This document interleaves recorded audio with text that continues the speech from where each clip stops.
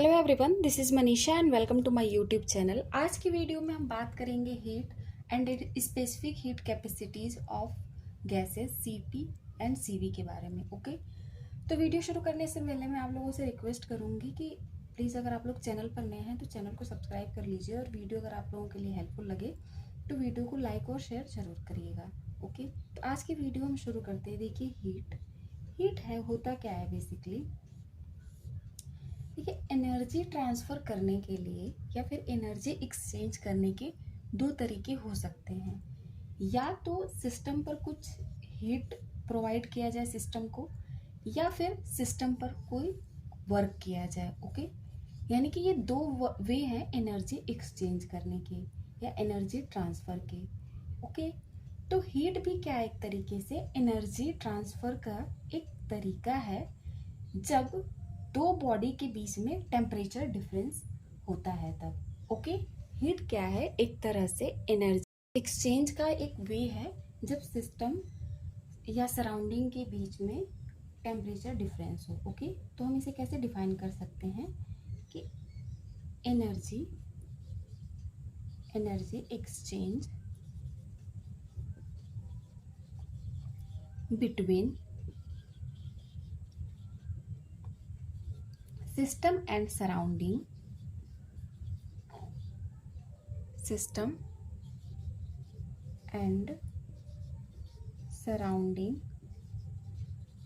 when there is temperature difference. Okay, when there is temperature difference.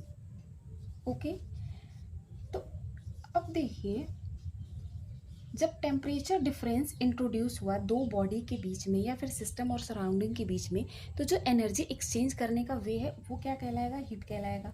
अगर मान लीजिए दो बॉडी जो है वो सेम टेम्परेचर पे है, तो जो एनर्जी एक्सचेंज करने का वे है तब हीट नहीं होगा। ओके, हीट तब इंट्रोड्यूस होगा जब टेम्परेचर डिफरेंस होगा तब। ठीक है, तो अब देखिए उस केस में क्या होगा, वर्क इंट्रोड्यूस होता है जब दो बॉडी सेम टेम्परेचर पे होते हैं तब। और हीट कैसा वे है एनर्जी ट्रांसफर का, ये एक नॉन मैकेनिकल वे है। ठीक है, वर्क कैसा वे है एनर्जी एक्सचेंज का, ये एक मैकेनिकल वे। अब थोड़ा सा वर्क को भी समझ लेते हैं। सपोज करिए कि ये एक मेटालिक शीट है, इस पर अगर हम किसी भी हथौड़े से या किसी चीज़ से इस पे वार करते हैं, इसको पीटते हैं, तो ये क्या होता है, तब ये गर्म हो जाता है। और ये अगर सेम टेम्परेचर पे हो तब भी, उस केस की हम बात कर रहे हैं, या फिर डिफरेंस भी हो तो भी कोई फ़र्क तो पड़ेगा नहीं। ये मैकेनिकल वे है क्योंकि इस पर कुछ काम कर रहे हैं, मतलब बाहर से कुछ इस पर वर्क किया गया तब जा कर के ये क्या हुआ, इस पर एनर्जी ट्रांसफ़र हुई या फिर ये हीट इसमें कुछ प्रोड्यूस हो जाता है। ओके, तो ये एक तरीके से क्या हुआ, mechanical way of energy transfer. और हीट को तो क्या है, नॉन मैकेनिकल वे है एनर्जी ट्रांसफ़र का, और ये तब जनरेट होता है जब दो बॉडी के बीच में टेम्परेचर डिफरेंस होता है। ओके, अब देखिए जो हीट का यूनिट होता है वो क्या होता है, क्योंकि ये एक एनर्जी एक्सचेंज ही है तो इसकी जो एसआई यूनिट है वो क्या हो जाएगी, जूल हो जाएगी। एक और यूनिट जो होती है हीट की वो होती है कैलोरी। ओके, तो देखिए ये एक यूनिट जो ये वाली है वो क्या है, एसआई यूनिट है। एक क्या होती है और यूनिट, इसकी कैलोरी होती है। अब थोड़ा सा हम कैलोरी को यहाँ पे समझ लेते हैं कि एक कैलोरी या फिर कैलोरी हम किसे बोलते हैं। ठीक है, तो देखिए कैलोरी क्या होता है कि 1 ग्राम वाटर का टेम्परेचर, 1 ग्राम वाटर का जब टेम्परेचर 1 डिग्री सेल्सियस इंक्रीज किया जाता है तो जितनी हीट की ज़रूरत होती है वही क्या कहलाता है, एक कैलोरी कहलाता है। ठीक है, तो अब ये 1 डिग्री सेल्सियस जो इंक्रीज करने के लिए 1 ग्राम वाटर का जितना हीट की ज़रूरत होता है वो कैलोरी कहलाता है। तो 1 डिग्री सेल्सियस ये कहाँ से कौन सा टेम्परेचर होगा, ये थोड़ा सा इस पर डिस्कस कर लेते हैं। देखिए, मान लीजिए एक एग्जांपल के तौर पे 4 डिग्री सेल्सियस वाटर का टेम्परेचर है, इसको इंक्रीज करना है 5 डिग्री सेल्सियस तक। ठीक, तो यहाँ पे टेम्परेचर कितना डिग्री सेल्सियस इंक्रीज हुआ, 1 डिग्री सेल्सियस ही तो इंक्रीज हुआ। इन दोनों का अगर डिफरेंस ले लेंगे तो भी तो 1 डिग्री सेल्सियस हुआ। तो क्या ये एक कैलोरी है, नहीं। मान लीजिए 1 ग्राम वाटर ही है और वो 4 डिग्री सेल्सियस से उसका टेम्परेचर 5 डिग्री सेल्सियस तक इंक्रीज हुआ, तो जितनी हीट की ज़रूरत पड़ी तो क्या वो 1 कैलोरी होगा? तो नहीं, उस केस में ये 1 कैलोरी नहीं होगा।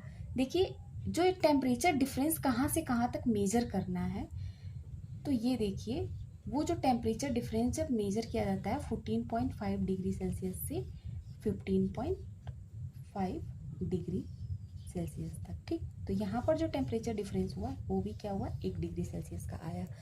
देखिए एग्जाम में डायरेक्ट क्वेश्चन पूछता है कि 1 कैलोरी यानी कि 1 ग्राम वाटर का जो टेम्परेचर है 1 डिग्री सेल्सियस इंक्रीज करने के लिए 1 कैलोरी की ज़रूरत तो पड़ती है, लेकिन वो टेम्परेचर कौन सा है, कहाँ से शुरू होता है, तो 14.5 डिग्री सेल्सियस से 15.5 डिग्री सेल्सियस तक का, ठीक है।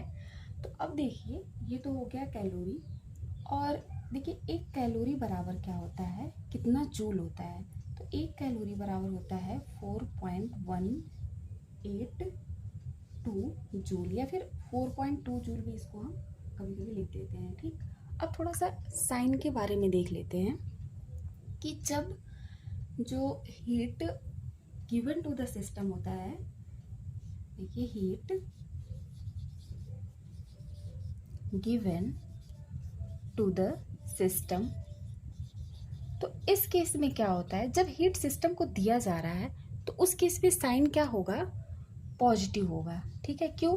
क्योंकि अगर आप किसी भी सिस्टम को एक्सटर्नल हीट प्रोवाइड करते हैं तो उसका टेम्परेचर क्या होता है, इंक्रीज हो जाता है, यानी कि उसकी एनर्जी में इंक्रीमेंट होता है। तो इस केस में जो हीट जो दिया जा रहा है सिस्टम को वो कैसा हो जाएगा, वो पॉजिटिव होगा, ओके। और heat given by the system क्या होता है, heat given by the system. तो देखिए जब heat given by the system की बात हो रही होती है तो उस केस में क्या होता है, निगेटिव हो जाता है। क्यों निगेटिव होता है, क्योंकि सिस्टम यहाँ पे हीट जो है वो दे रहा है, यानी कि वो अपनी एनर्जी को लूज कर रहा है, तो वहाँ पे टेम्परेचर घटेगा और एनर्जी भी घटेगी, तो उस केस में हम निगेटिव साइन का यूज करेंगे, ओके। तो यहाँ तक तो क्लियर हुआ कैलोरी, हीट और जूल और हीट का कन्वर्जन, जूल और कैलोरी के कन्वर्जन के बारे में, ओके। अब देखिए हम बात करते हैं स्पेसिफिक हीट कैपेसिटीज के बारे में।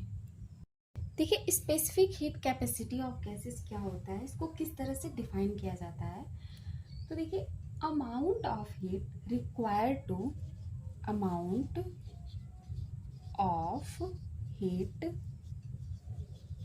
Required to rise the temperature of unit mass by unit degree, ठीक है, यूनिट डिग्री। अब ये यूनिट डिग्री सेंटीग्रेड भी हो सकता है, यूनिट केल्विन भी हो सकता है। ये क्यों हम इस तरह से बोल रहे हैं कि ये यूनिट केल्विन या फिर यूनिट डिग्री सेल्सियस भी हो सकता है, देखिए एक बार डिफिनीशन को थोड़ा सा और समझ लेते हैं कि 1 ग्राम यूनिट मास बोला है, 1 ग्राम या फिर 1 किलोग्राम मास का टेम्परेचर 1 डिग्री सेल्सियस या 1 केल्विन इंक्रीज करने के लिए जितना भी हमें अमाउंट ऑफ हीट की ज़रूरत पड़ेगी वही क्या होगा, specific heat capacity of gases होगा। सपोज करिए कि 1 ग्राम गैस ले लिए हम, ठीक है, कोई भी गैस है, और उसका टेम्परेचर 4 डिग्री सेल्सियस, मान लीजिए 40 डिग्री सेल्सियस, 40 डिग्री सेल्सियस से 41 डिग्री सेल्सियस इंक्रीज हुआ, तो यहाँ पे टेम्परेचर कितना बढ़ा, 1 डिग्री सेल्सियस ही तो बढ़ा।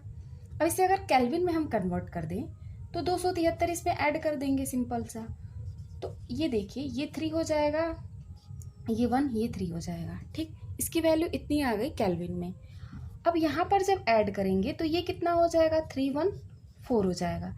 तो जब इसका और इसका जब डिफरेंस लेंगे 313 और 314 का, तो यहाँ पर भी क्या आएगा, 1 केल्विन ही आएगा डिफरेंस ये। तो इसीलिए मैंने लिखा है कि amount of heat required to यहाँ पे 2 होगा, to rise the temperature of unit mass by unit degree. तो वो यूनिट डिग्री 1 डिग्री सेल्सियस या फिर 1 केल्विन भी हो सकता है, और ये जो मास है वो 1 ग्राम या फिर 1 किलोग्राम, मतलब यूनिट ही होना चाहिए, ठीक है।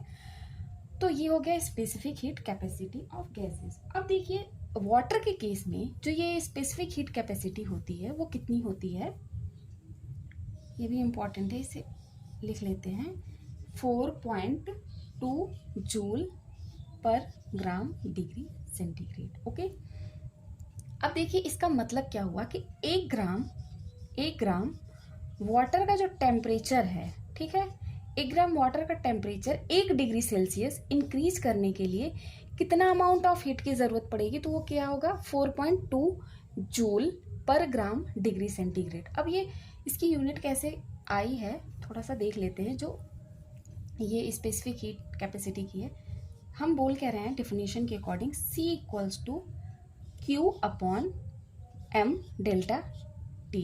ओके, यही तो हो रहा है, यानी कि यूनिट मास का temperature unit degree Celsius increase करने के लिए जो अमाउंट ऑफ हीट क्यू की रिक्वायरमेंट है वही क्या है, ये स्पेसिफिक हीट कैपेसिटी है। ओके, अब देखिए थोड़ा सा कुछ प्रोसेसेस के बारे में भी डिस्कस कर लेते हैं। सपोज करिए कि एक सिस्टम है जो कि कैसा प्रोसेस पे है, आइसोथर्मल पे है। ठीक है, आइसोथर्मल प्रोसेस की अगर हम बात करें, आइसोथर्मल प्रोसेस, तो इस केस में क्या होता है, यहाँ पे टेम्परेचर जो होता है वो कांस्टेंट रहता है। ठीक है, आइसोथर्मल प्रोसेस में टी कांस्टेंट होता है, यानी कि डेल्टा टी फिर क्या हो जाएगा, 0 हो जाएगा, चेंज इन टेम्परेचर 0 हो जाएगा। तो अभी अभी मैंने बताया C equals to Q upon M delta T होता है। ओके, तो जब ये वाली वैल्यू 0 होगी तो यहाँ पे C की वैल्यू क्या आ जाएगी, इस केस में अगर हम डेल्टा टी को 0 पुट कर देते हैं तो ये इन्फिनाइट आ जाएगी। ओके, अब देखिए दूसरा अगर केस ले लेते हैं एडियाबेटिक प्रोसेस का, एडियाबेटिक प्रोसेस।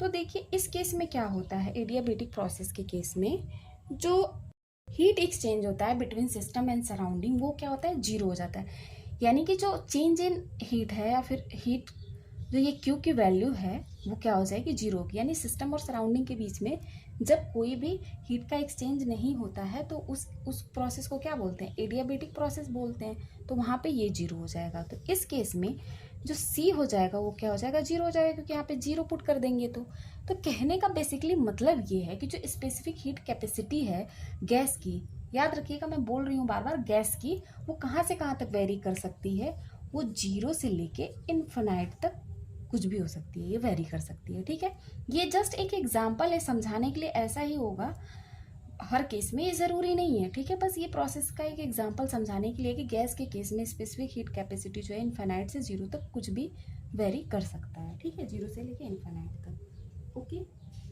अब देखिए, अब हम एक और चीज़ जो है सबसे इम्पॉर्टेंट कि specific heat capacity at constant volume और कांस्टेंट प्रेशर, इसको थोड़ा अच्छे से डिस्कस करते हैं। देखिए अगर हम बात करें कांस्टेंट वॉल्यूम की, मतलब एट कांस्टेंट वॉल्यूम, और इसको किस तरह से डिनोट करते हैं, CV से। ठीक है, तो इसका डिफिनेशन क्या हो जाएगा कि amount of heat required to rise the temperature of 1 degree 1 gram of gas by 1 degree at constant volume is known as specific heat capacity at constant volume CV।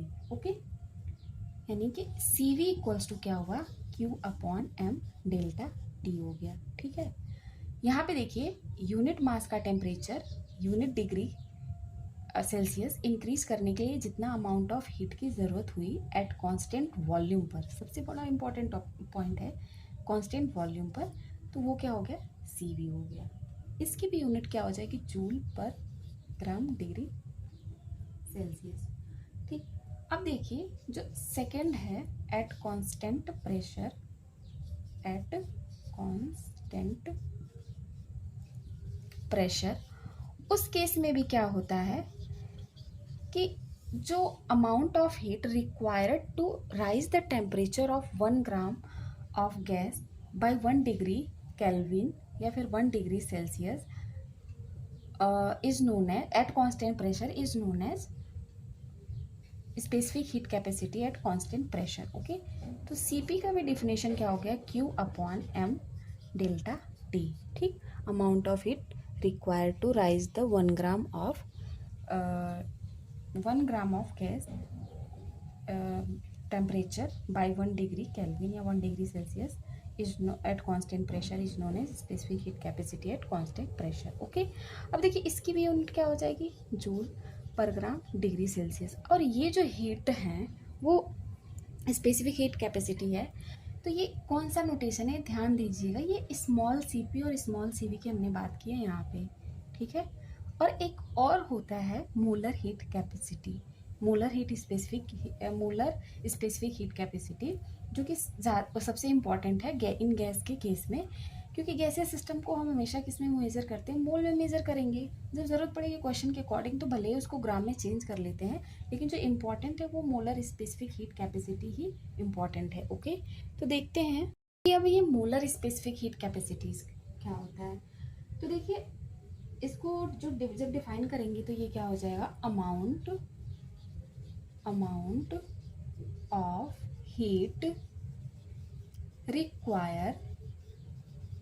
required to rise the temperature of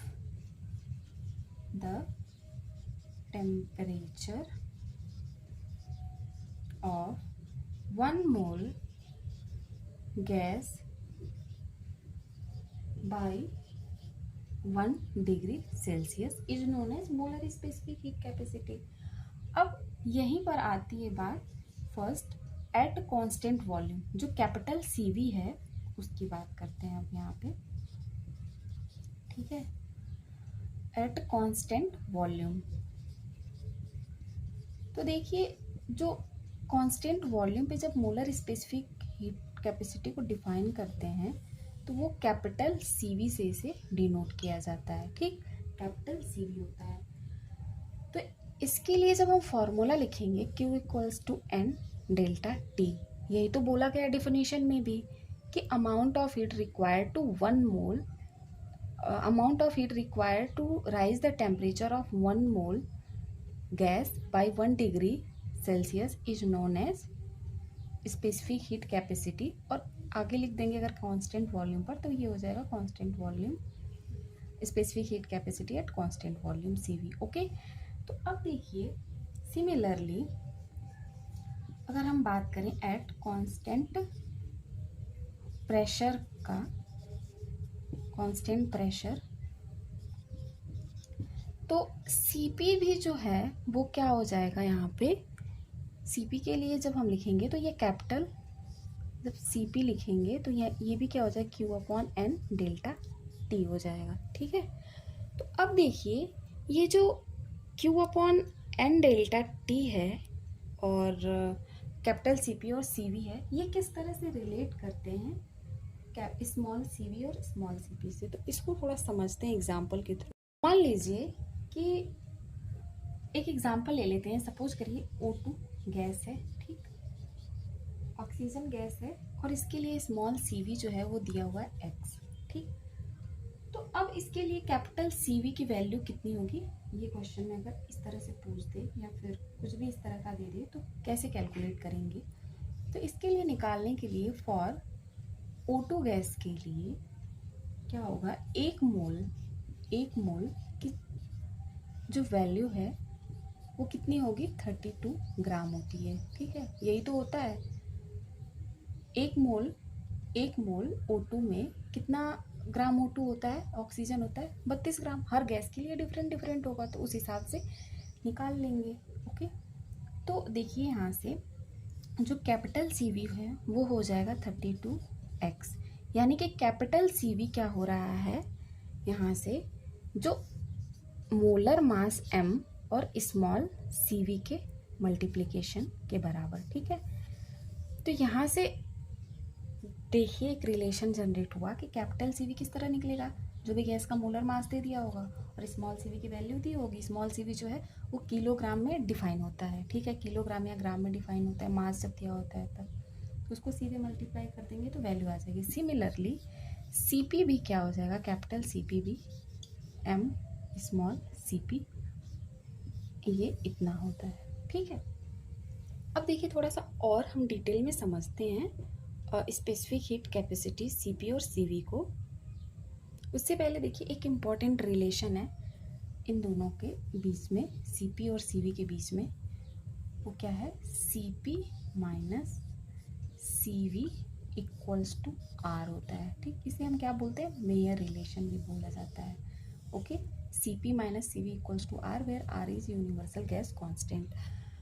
तो इस relation को तो हम थोड़ा और detail में discuss करेंगे, but उसके पहले हम देखते हैं थोड़ा सा और इसके बारे में, Cp और Cv के बारे में। ओके, देखिए, अगर एक एज्यूम कर लीजिए, एक केस है, सपोज करिए कि एक ये आइडेंटिकल कंटेनर है जो कि एक रिजिड वॉल से पूरा ढका हुआ है। ठीक, और इसमें 1 ग्राम गैस का भरा हुआ है। ओके, बाहर से इसे एक कुछ हीट प्रोवाइड किया गया, क्योंकि ये आइडेंटिकल कंटेनर है और ये रिजिड वॉल से पूरा पैक्ड है, और इसमें जो गैस का अमाउंट है वो कितना है, 1 ग्राम ही है। ठीक, तो सेकंड केस क्या हुआ कि जब इसे बाहर से हीट प्रोवाइड किया गया, तो इस जो गैस का जो टेम्परेचर है वो कितना डिग्री बढ़ा, 1 डिग्री केल्विन इंक्रीज हो गया। ठीक है, तो यहाँ पर भी ये किसको डिफाइन करे, और जब ये रिजिड वॉल से ये पूरा ढका हुआ है, तो इसका वॉल्यूम तो ये कांस्टेंट ही होगा, वॉल्यूम तो इसका चेंज नहीं होगा क्योंकि ये रिजिड वॉल है। और लेकिन इसका टेम्परेचर कितना हुआ, 1 डिग्री केल्विन इंक्रीज हो गया, और 1 ग्राम ही यहाँ पे गैस भरी हुई थी इस कंटेनर में। तो ये क्या हुआ, कांस्टेंट वॉल्यूम पे हुआ। तो यही तो है specific heat capacity for this gas at constant volume. तो ये बराबर किसकी हो रही है, क्यू जो है वो Cv के बराबर हो जाएगा, क्योंकि देखिए डायरेक्ट जितना भी हीट दिया जा रहा है, कितनी हीट की रिक्वायरमेंट हो रही है, 1 ग्राम, इसको बढ़ाने के लिए वो क्यू केल्विन, क्यू जूल या फिर क्यू कैलोरी हीट की रिक्वायरमेंट जो हो रही है, वही तो यहाँ पे Cv में कन्वर्ट हो जा रहा है कांस्टेंट वॉल्यूम पे। अब एक दूसरा केस ले रहे हैं। सपोज करिए कि एक ऐसा कंटेनर है जो जिसमें कि एक ये पिस्टन लगा हुआ है, ये मूवेबल है। ठीक है, और गैस भी इसमें कितनी भरी हुई है, 1 ग्राम भरी हुई है, 1 ग्राम। ठीक है, अब यहाँ पे क्या हुआ कि बाहर से सपोज करिए इसको Q2 हीट प्रोवाइड किया गया है, इसके लिए इस केस में Q1 एज्यूम कर लेते हैं। ठीक, अब ये क्या हुआ, सेकंड केस में यहाँ पर आया, ये सेम कंटेनर है, और ये क्योंकि हमने पहले ही बता रखा है कि ये जो पिस्टन है ये क्या है, मूवेबल है, ये जो वाल है मूवेबल है। तो जब इसको बाहर से हीट प्रोवाइड किया गया, तो ये पिस्टन इतना ऊपर उठ गया कुछ। ठीक, इतना ऊपर उठा, तो इसका वॉल्यूम देखिए पहले जितना था उतना तो अब नहीं है, ये वॉल्यूम कांस्टेंट नहीं है यहाँ पे। और ये पिस्टन जब ऊपर उठा तो यहाँ पे कुछ वर्क हुआ होगा सिस्टम के द्वारा, यानी work done by the system हुआ होगा। ओके, और इसका जो टेम्परेचर है वो 1 डिग्री केल्विन ही इंक्रीज हुआ। तो यहाँ पर भी तो ये जो अमाउंट ऑफ हीट है, जितना भी इसको दिया गया Q2, ये भी तो स्पेसिफिक हीट ही हुई। लेकिन यहाँ पे देखिए जितना प्रेशर यहाँ पर पहले था उतना ही प्रेशर फिर बाद में भी हुआ। जब इसको हीट प्रोवाइड किया गया उस केस में इसकी इंटरनल एनर्जी इंक्रीज हुई होगी, कुछ प्रेशर बढ़ा होगा, तब ये पिस्टन ऊपर हुआ होगा। लेकिन जब चेंज इन प्रेशर हमने देखा तो वो क्या है, कांस्टेंट है। बाद में जब ये वॉल्यूम इसका बढ़ गया तो प्रेशर क्या हुआ, फिर से कांस्टेंट हो गया। तो यानी जितना इनिशियल था उतना ही फाइनल प्रेशर भी रहा। तो ये कैसे स्पेसिफिक हीट कैपेसिटी हो गई, Q2 वो Cp के बराबर हो गई, क्योंकि ये कांस्टेंट प्रेशर पर हो रही है। ठीक, अब देखिए जो Cp है इस केस में ये क्या क्या हो रहा है, यहाँ पे Q बराबर आया du, मतलब कुछ इसकी इंटरनल एनर्जी में चेंजेस, प्लस W, ये वर्क भी हो रहा है। यही तो है फर्स्ट लॉ ऑफ थर्मोडायनेमिक्स, कि जितना अमाउंट ऑफ हीट इसको दिया गया, इसने क्या किया, इसकी कुछ एनर्जी, इंटरनल एनर्जी को इंक्रीज किया और कुछ वर्क हुआ है यहाँ पे। ओके, तो अब देखिए जो ये Cv के केस में क्या हो रहा है, कांस्टेंट वॉल्यूम रह रहा है, और ये Q जो है, Q1 जो जितना हीट दिया जा रहा है वो डायरेक्ट Cv के बराबर हो जाए। पर इस वाले केस में जब कांस्टेंट प्रेशर का है तो इंटरनल एनर्जी इंक्रीज करने में और कुछ वर्क करने में भी इसकी एनर्जी जा रही है। ठीक, तो एक रिलेशन है यहाँ से जनरेट हुआ कि Cp is greater than Cv, और यही डायरेक्ट रिलेशन कभी कभी क्वेश्चन में आ जाता है कौन सा सही है। तो Cp और Cp ऑलवेज क्यों ग्रेटर होता है Cv से गैस के केस में, तो यहाँ से आई थिंक मुझे लगता है आप लोगों को ये क्लियर हो गया होगा। ओके, तो आज हमने डिस्कस किया स्पेसिफिक हीट के बारे में, हीट के बारे में, कुछ वर्क के बारे में, और सीवी और सीपी के बारे में और रिलेशन उनका जो भी है सीपी सीवी का, स्मॉल सीपी का, कैपिटल सीवी और कैपिटल सीपी से। तो आई होप ये वीडियो आप लोगों को काफ़ी हेल्पफुल लगी होगी। तो प्लीज़ वीडियो को लाइक और शेयर ज़रूर करिएगा, और चैनल पर अगर आप लोग नए हैं तो प्लीज़ चैनल को सब्सक्राइब कर लीजिएगा। नेक्स्ट वीडियो में मैं इससे रिलेटेड कुछ क्वेश्चन को डिस्कस करूँगी और फर्दर नया टॉपिक हम लोग डिस्कस करेंगे। Okay, so thank you everyone for watching this video. Please channel पर नए हैं तो सब्सक्राइब ज़रूर कर लीजिएगा। Thank you.